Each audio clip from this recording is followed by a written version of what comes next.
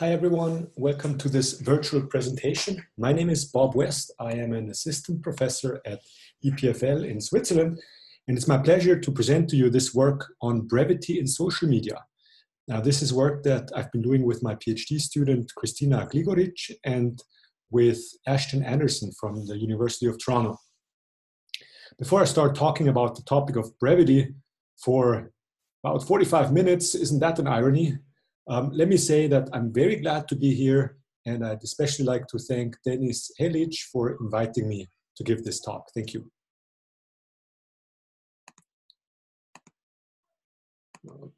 Okay, right, so the motivation for this work is that how your message is received depends on how you say it.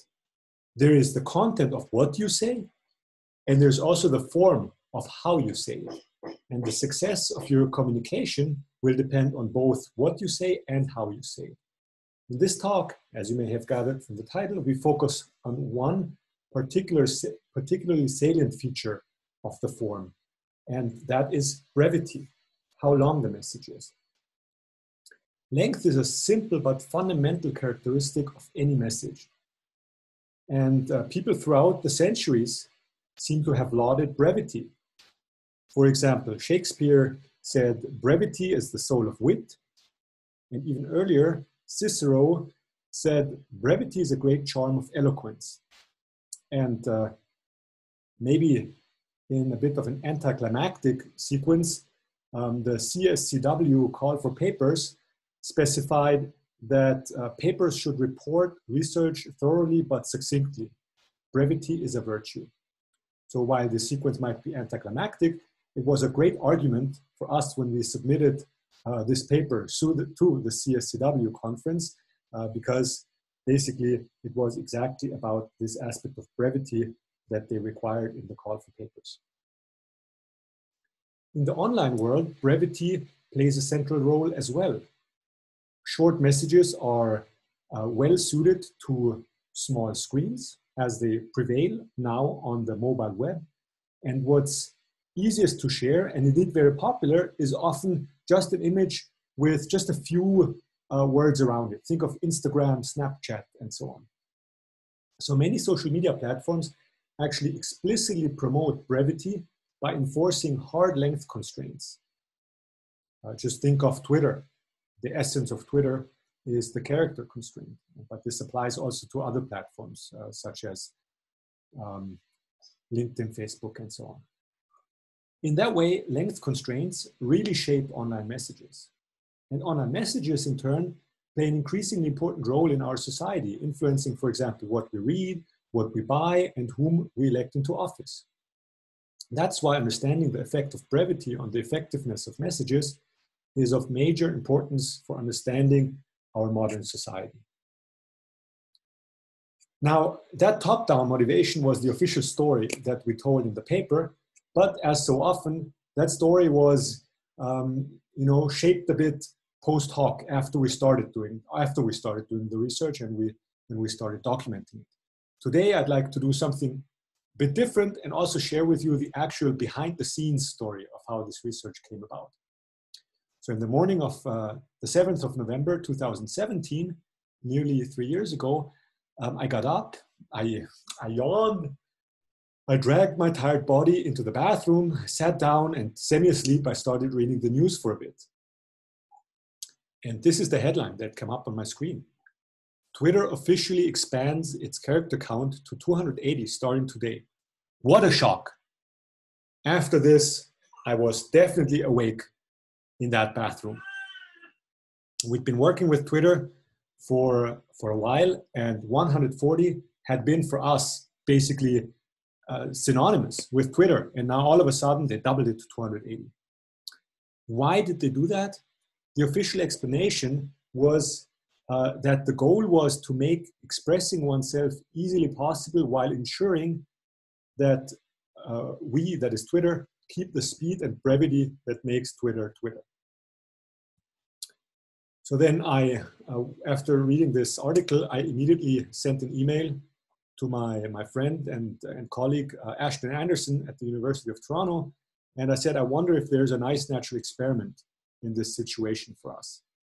And I immediately pulled Kristina, a PhD student, from the project that she was currently working on and proposed that she work on this. I'm not sure whether this kind of snappy behavior makes me a good advisor or not, but I think it became an interesting line of investigation. What started on a bathroom whim has since become one of the focuses of Kristina's PhD. Okay, so that was the behind the scenes story. Let's go back to the official story. They're motivated by research questions. And regardless of whether we come from the official intro or from the behind the scenes story, we arrive at 3 key research questions that we'd like to address. First, we would like to know what are the causal effects of brevity on the success of social media content. Expressing your thoughts in few words can be difficult. It's hard to be brief. So the question is it worth the effort? There's this famous saying, sometimes attributed to Mark Twain, I didn't have the time to write you a short letter, so I wrote you a long one. And so the question here is it worth investing the time to write a short letter? And second, we ask, what are the characteristic linguistic traits of brevity? If someone is forced to make a message brief, how does that change their language? And third, when is brevity beneficial and when is it not?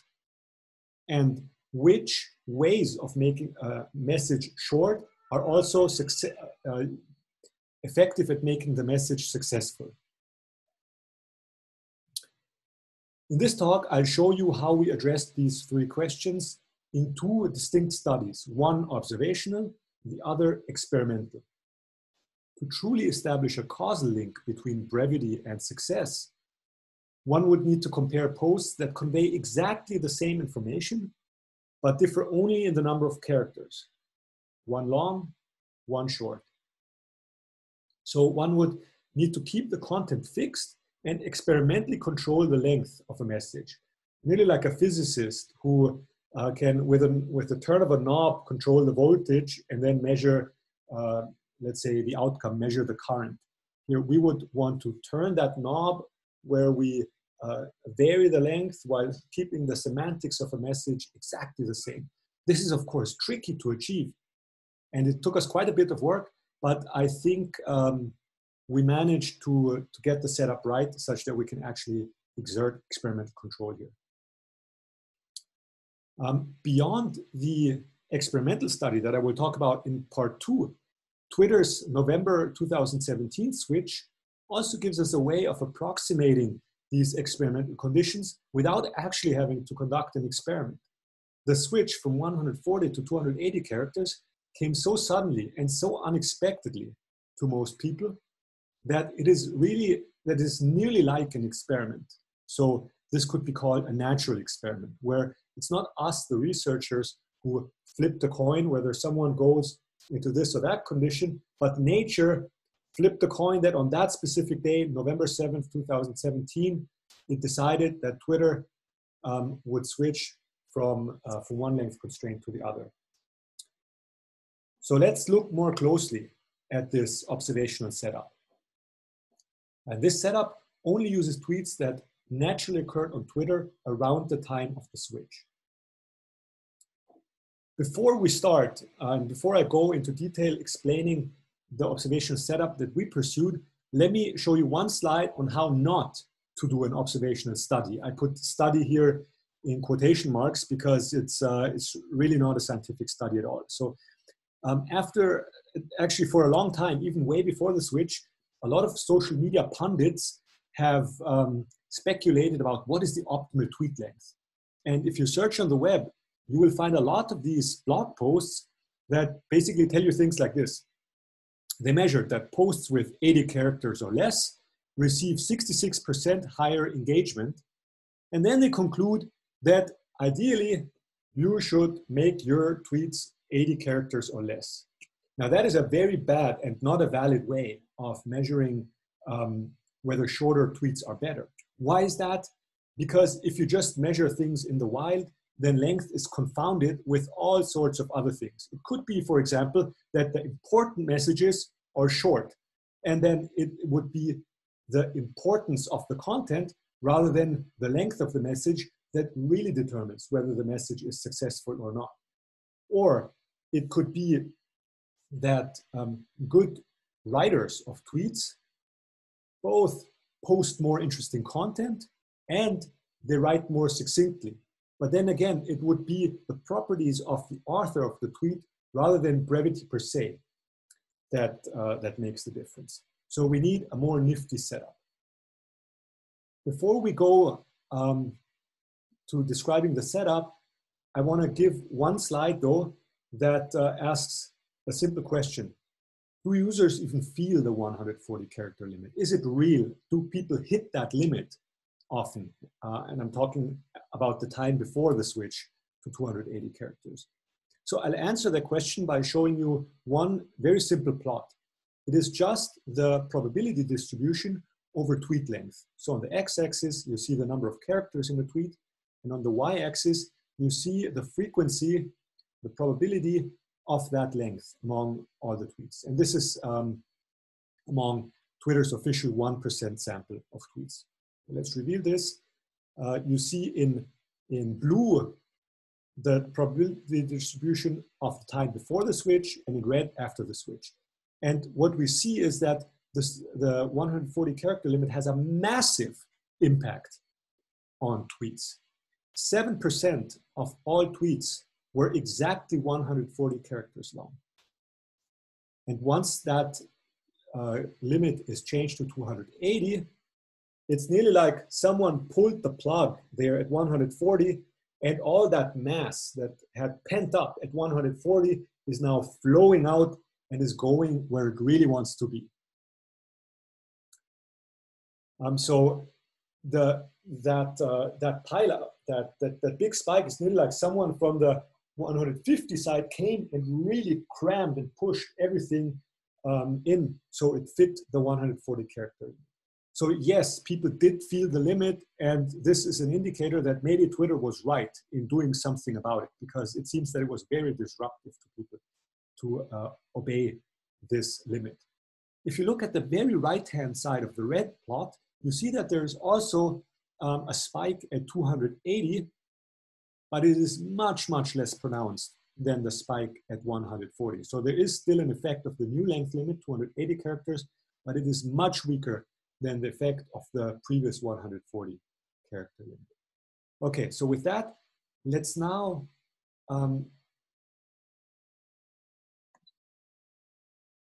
finally go. Sorry, I was just checking if I'm really recording, but I am.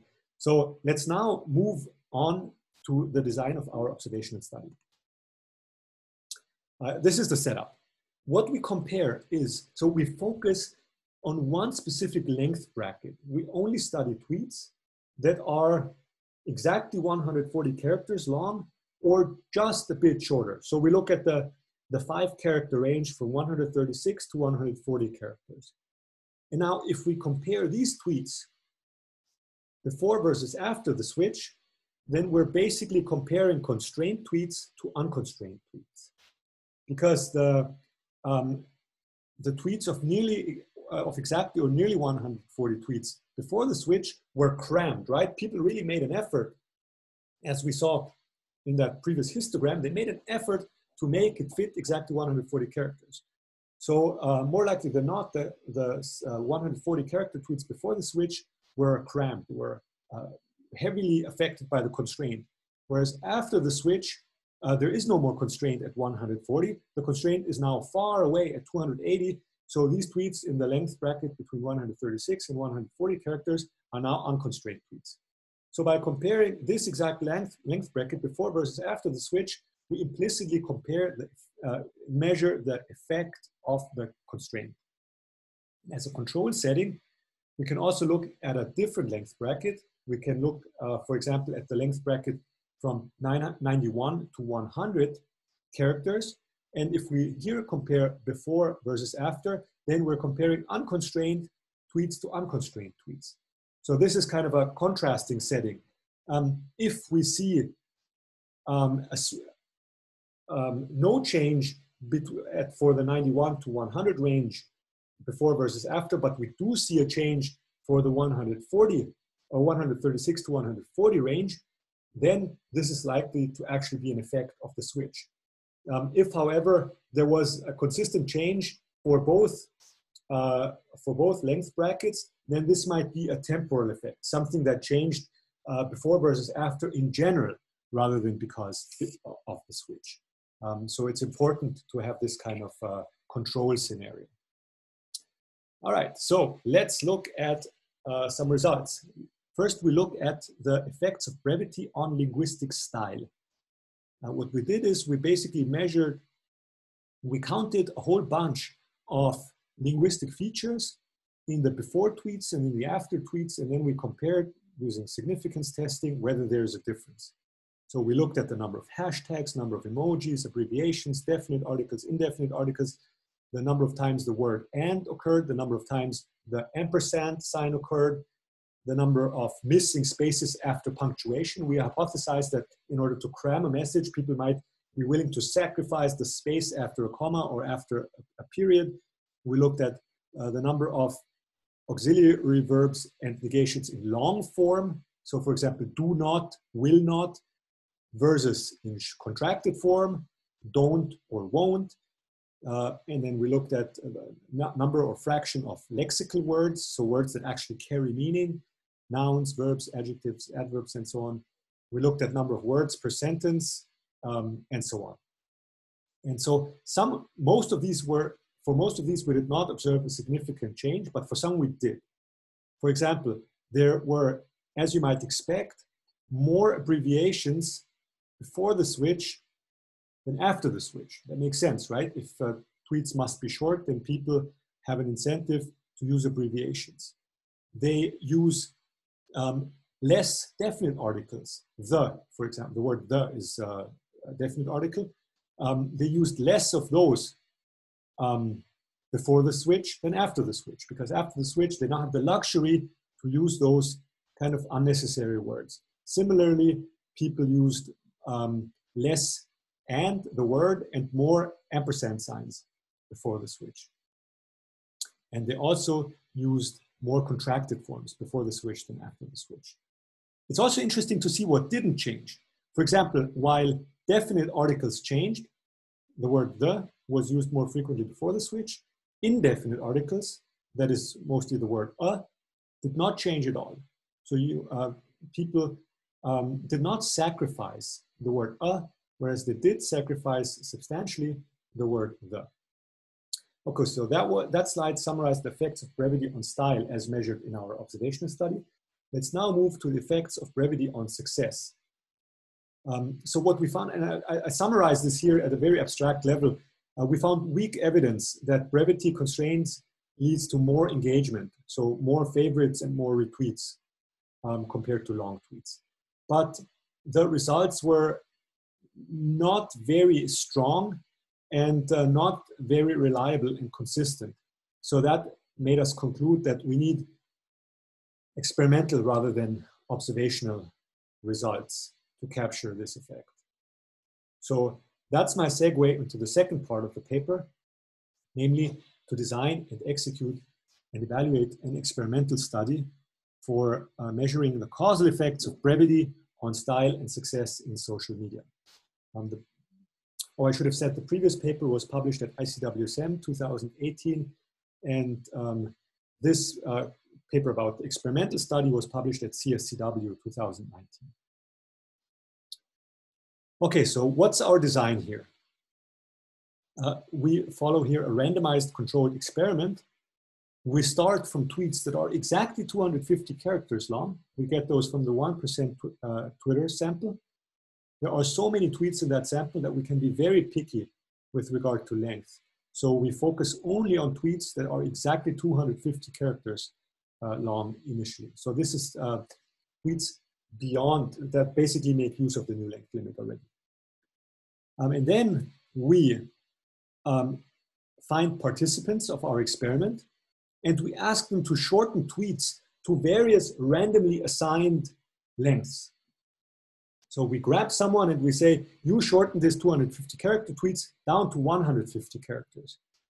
And this assignment is really done randomly. So there's no self-selection. Users do not self-select how much they want to shorten their tweets, but we tell them you need to shorten this between, let's say, 140 and 160 characters. And then we have a different set of participants that rate both the long and the short version of the tweet, and they decide which one is better. Okay, so this is a crowdsourcing setup, and crowdsourced participants are, of course, not perfect. You know, often people try to get away by making the least effort for the most money. And so there is always a chance that you end up with low quality work. So we need to ensure that the information that's there in the 250 character original tweet is not lost when shortening. We don't just want people to delete the last 100 characters to shorten, right? They should keep the essence of the message. And also, we want the votes where people decide which version of the tweet is better. We want those votes to reflect real preferences. We don't just want people to always click like the upper option or click randomly. We want them to actually read the message and make a real decision. So for this reason, to assure this quality, our experimental setup is more sophisticated than what I described here. So let's move to that. This slide shows you in more detail the experimental setup that we pursue. So we start from a set of input tweets. Those are real original tweets of exactly 250 characters that we got from the 1% Twitter sample. Then there is this phase of the crowdsourcing process that tries to mimic content production. So the goal here is to elicit from crowd workers shortened tweets. So these are tweets. For every input tweet, we want a tweet that is shorter, and we want actually every input tweet at a whole level of lengths. So every input tweet is shortened to a bunch of length constraints, and then we have these pairs. And then afterwards, after we have pairs of long and short tweets, we go to the content consumption phase, where we elicit votes, whether the long or the short tweet is better, and that then we can measure the probability of success for the shortened and for the original input tweets that way. Okay, so this was the high-level picture. Now let's look at how we do this quality control. In the content production phase, I'm like opening this black or rather green box to show you what we do inside here. So the content production phase consists of 4 tasks. In the first task, we extract comprehension questions from the tweet. So these are 3 questions that kind of capture the essence of the tweet. And then in a second task, we take those questions to a different set of people and we ask them to answer those questions based on the original input tweet. And we keep only those questions that can be answered, actually, because the input tweet has this information. So there's already an initial filtering step, and we only keep those questions that are actually answerable based on the input tweet. And then we keep generating questions until we have 3 comprehension questions for every tweet. Then task 3 is the actual shortening task, where crowd workers are asked to shorten the input tweet to a predetermined length limit. And in task 4, there's the shortening validation. We want to make sure now that the shortening didn't delete crucial information from the tweet. So what's done here is we take the short tweet and the comprehension questions that were extracted from the long tweet, and we ask crowd workers to answer those questions based on the short tweet only. And then we say, if this is possible, if crowd workers can answer those questions at a significantly above chance level based on the short tweet, then we say the short tweet actually had the information that is necessary to answer those questions, so it's a valid shortening. Okay, so now let's open the red box, content consumption. Here we basically give to workers pairs of long and short tweets, and we ask them which one is better. And in order to avoid random clicking, we actually also present the raters with the comprehension questions, such that they also have to read and understand the tweet in order to answer those questions, and they're only rewarded if they get those questions right. So this is an incentive for them to actually read the messages, and then they might as well click the one that they really think is better. That's the idea. Okay, so we did here a full factorial design. So we started from 60 original tweets of 200 characters originally, and we have each of those shortened to 9 target lengths. There was a randomized assignment of length constraints. The length constraints were shorten the tweet down to 90% of the length, to 80%, to 7%, all the way down to 10% of the length. So these are 25 characters down from 250. And this assignment from workers to conditions, participants to conditions, is done in a randomized way. So this is truly a controlled randomized study. And the judgment task involves extensive voting, where every comparison is judged by 50 separate workers, which yielded 27,000 binary votes in total. So although we started from only 60 original tweets, we collected a lot of data about those. Now let's have a look at an example of an input tweet and a shortened tweet. The input tweet here is a tweet posted by a person who is struggling with mental health issues and is discussing how a TV show named Buffy, all of you from the 90s, you might remember that show, I certainly do. So that person is discussing how the TV show named Buffy provided them comfort in their mental health problems. So I read the tweet now. It says, "And when I finally shared that secret, that was when I was able to start healing. Don't get me wrong, addiction is always that. It's not always easy. However, whenever I feel weak, I put on Buffy. There's so much that I can connect with in that show." Okay, so now let's look at the comprehension questions that we extracted via crowdsourcing about these tweets. Question 1 was, when was the person able to start healing? And the 2 answer options were, once they shared the secret or once they forgot. The second question was, is addiction easy according to the tweet? Yes or no? And finally, why do they watch Buffy? 1, because they can connect with the show, or 2, because it's about addiction. And then we got the following shortened versions of those tweets. The first version here is shortened from down by 10 to 20%, and the second one down to 20 to 30%, and this goes all the way down to 80 to 90%. If you look at the version that was shorted 20 to 30%, it reads, when I shared that secret, I was able to start to heal. Addiction is not always easy. However, whenever I feel weak, I put on Buffy. There's so much that I can connect with in that show. So you see, this is now much shorter already. This went from 250 characters down to about 180 characters. But still, the essence of the message is there. However, if you go all the way down, if you shorten by 80 to 90%, you get something like this. Addiction can heal with shared secrets. So here, the length budget is just not enough anymore to capture the essence of the message. And then on the right-hand side in this column, you see the probability of success. What fraction of users voted that the short version is better than the original version?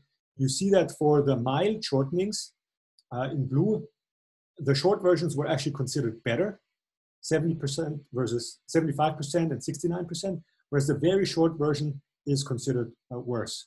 Just about a third of the voters thought this one is better. Okay, so now let's move to our main question. What is the causal effect of brevity constraints on message success? And I will capture this in the following plot. On the x-axis of this plot, I present the relative shortening in terms of the fraction of characters deleted out of the original 250. So the more you move from left to right in this plot, the more aggressively tweets are shortened. On the y-axis, we measure success. That is the fraction of tweets for which the shortened version won, according to the majority vote. And if that fraction is greater than 50%, then the shorter version is considered better than the longer version. In order to isolate the effect of brevity from the effect of pure editing, we introduced what we call the copy editing baseline. The idea is that sometimes, or very often actually, tweets contain typos and spelling mistakes, and we want to isolate the effect of fixing those from the effect of actually compressing the message to a shorter length. So this copy editing baseline asked workers to improve the tweet without substantially shortening it. So we allowed them to cut between 1 and 5 characters, which is basically not noticeable for a tweet that is originally 250 characters. But it makes the tweet better on average because typos are typically removed that way. And whatever changes we see basically beyond that red baseline are effects of brevity. By the way, you see already that the red line is far above 50%. So just the copy editing, the removal of typos and so on, already increased the quality of tweets, the success to about 65%. So if a shorter version gets above 65% of the vote share, then we can consider the shortening actually to be effective. Okay, so these are the results. So this is kind of the main plot of the presentation. What we see is that concise messages are on average more successful up to a length reduction of up to 40%. So that is quite substantial. And the optimal reduction in length is between 10 and 20%. This is the spike on this blue curve. But as we go radically short, the quality of tweets drops quite substantially, maybe as you would expect, because there's just not enough space anymore to say, to capture the essence of the tweet. We also studied if brevity has the same effect across different subpopulations. And so this was done by asking our crowd workers in a survey what their gender was, whether they have a Twitter account, what level of education they had, how old they were, how frequently they use social media, and how frequently they read books.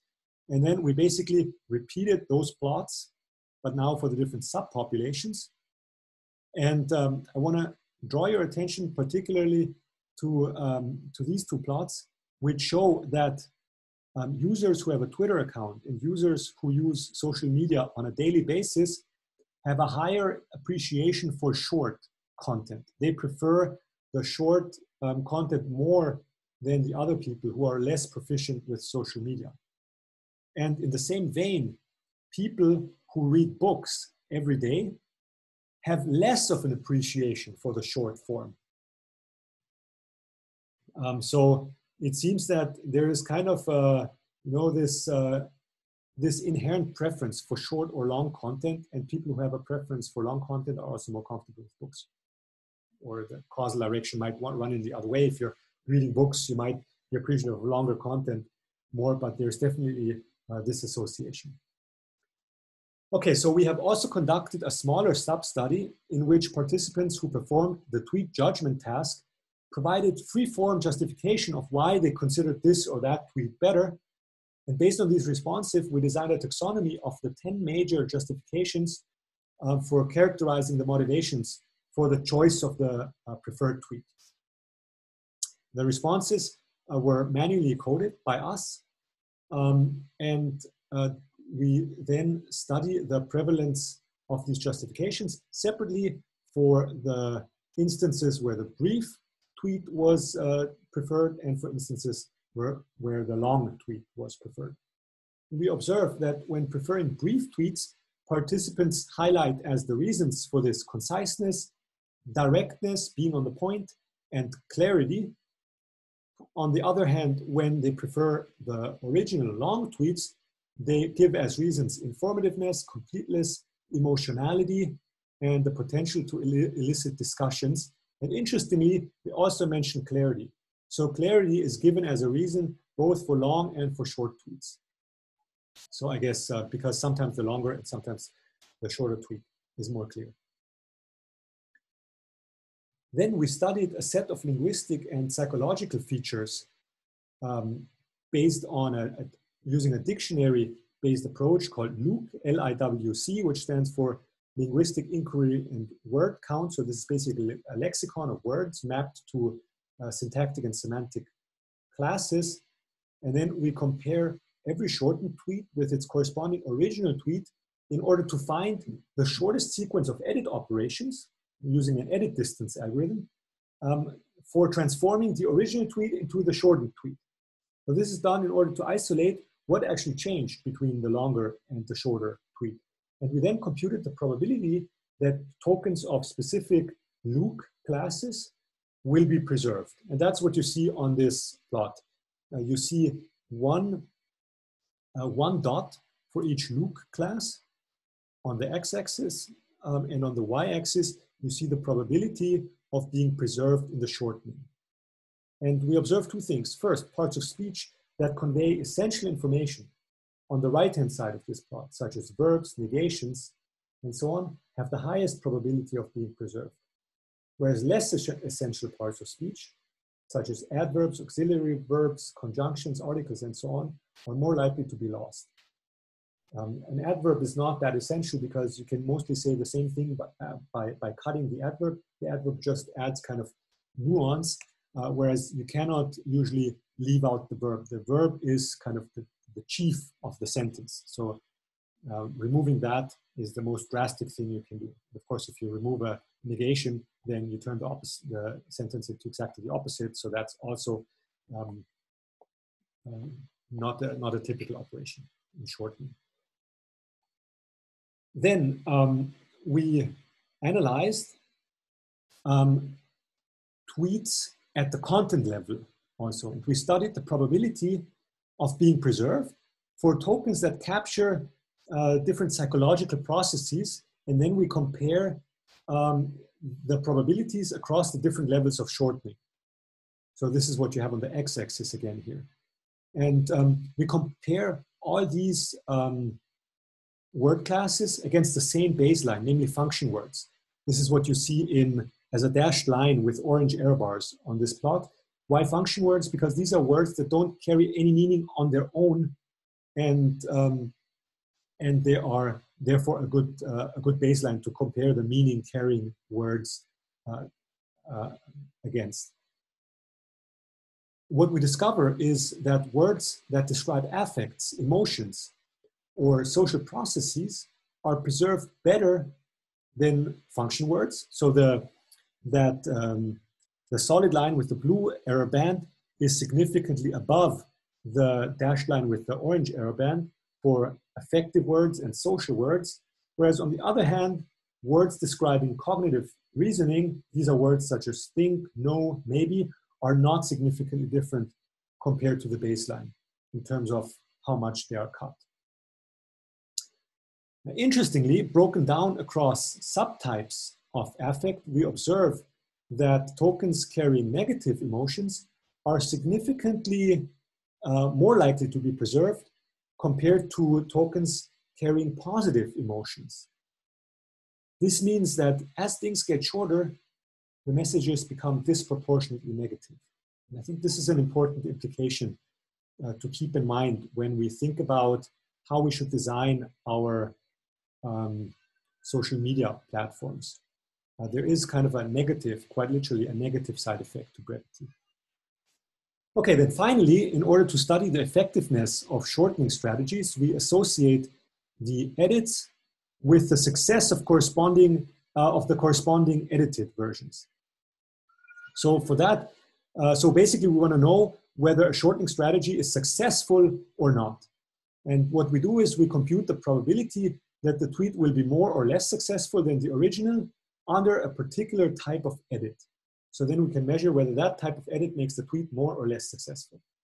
And we discover certain effective strategies of shortening, such as deleting quantifiers. These are words such as any, few, or more, or deleting linkers, words such as therefore, so, and also deleting articles, the, and so on. On the other hand, it's useful to insert certain tokens. So for example, periods and commas when added, will increase the likelihood of success, probably because they structure the tweet in a better way. There are also we also discovered some ineffective shortening strategies. For example, deleting hashtags is not a good idea. It usually makes the tweet less successful. Also, deleting question marks or exclamation marks make a tweet less successful on average. We hypothesize that this is because, so the question mark and an exclamation mark are basically markers of engagement. You know, you engage with your audience. And if you remove that, then you make that factor go away. Okay, so to summarize our findings, we have designed and conducted a large-scale online experiment for measuring the causal effect of brevity on message success on social media. We discovered that mass incentivization of brevity has the following real consequences. First, readers generally responded positively to brevity, as long as the brevity is not too drastic. So shortening a tweet from 250 characters by about 40% was typically beneficial. The optimal shortening was between 10 and 20%.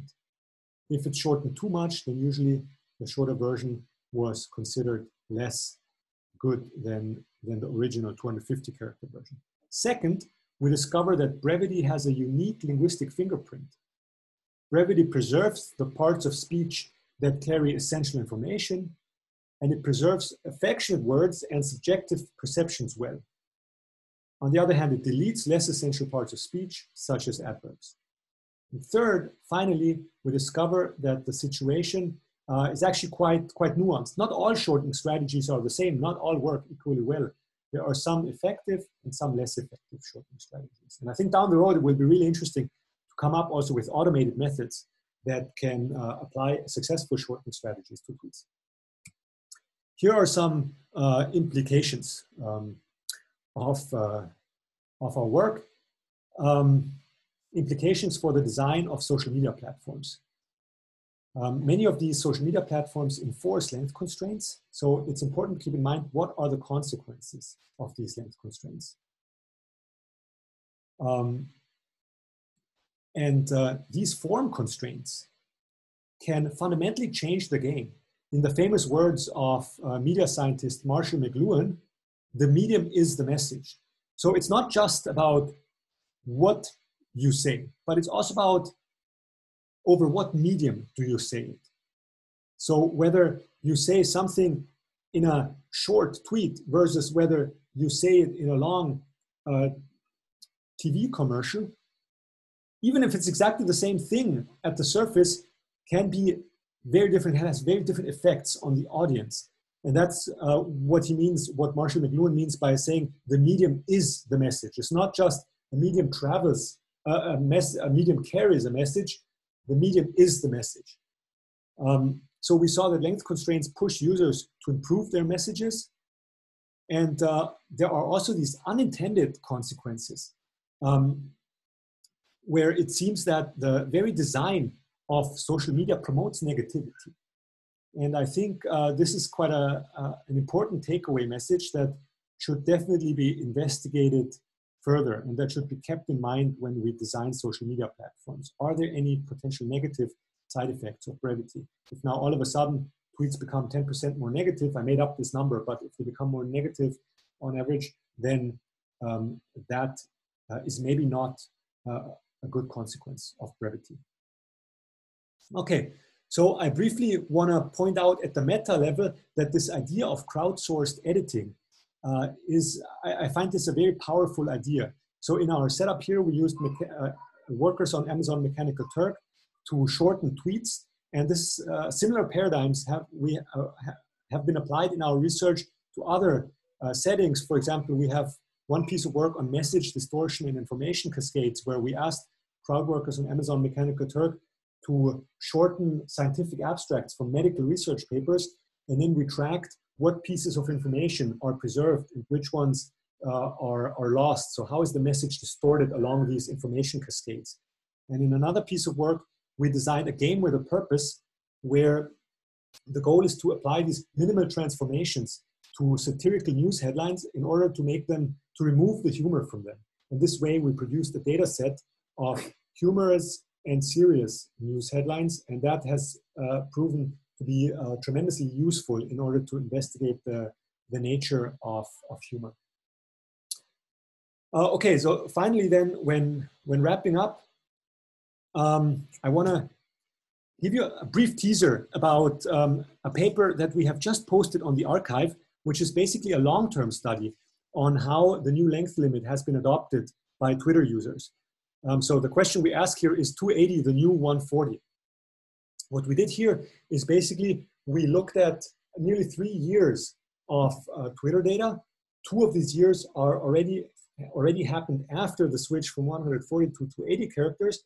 And then we simply measured how has the adoption of the 280 character limit changed over time. Are users actually using it? And so what you see here in this plot is one distribution over character counts for each month from January 2017 all the way to October 2019. In red, you see the months before the switch. In black, you see the months of the switch. And in blue, you see the months since the switch. And what we see is that after the switch, there was a drastic reduction of the tweets exactly 140 character long. And then basically the curve became completely smooth.